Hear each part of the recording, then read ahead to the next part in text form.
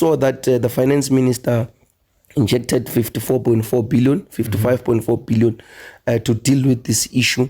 And we welcome that pronouncement made by the minister, because for the longest of time, we've called upon for, an increase in higher education, in the allocation of resources to higher education. Yes, yes. And of course, that comes as our observations, of course, to some of these injustices that you find our brothers and sisters facing on a daily basis, your student accommodation and all these particular issues.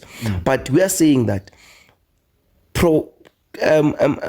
regulates these expenditures, provide austerity measures that will then be able to hold people accountable when these funds that are allocated to. So there are to be some other people who are employed in terms of regulating these things. SARS must play a role.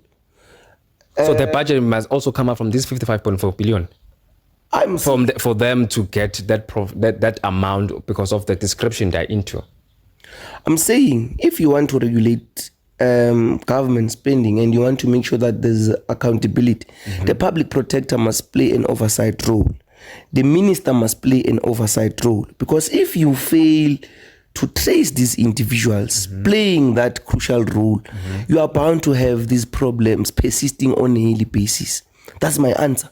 You can't have a minister that will only be obsessed with taking pictures in a media briefing, and then you mislead the nation, you give also false statistics to the nation, but you don't have lucrative information or tangible information that is happening on the ground. So we are saying that ministers, by the way, we are also happy about the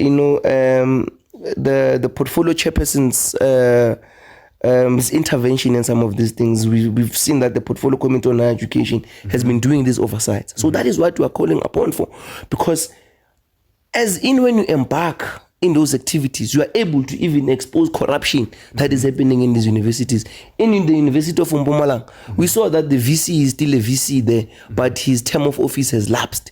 We saw that the CFO hired his wife to be a head of HR in the University of Limpopo. So an oversight activity is able to expose what is happening within these institutions, because from an external point of view, you might not really understand that even some of these executive officials who are presiding over these institutions are the ones who are perpetuating this corruption and maladministration, and in actual fact are the ones who are stumbling blocks to issues that confront black and ordinary students of this country.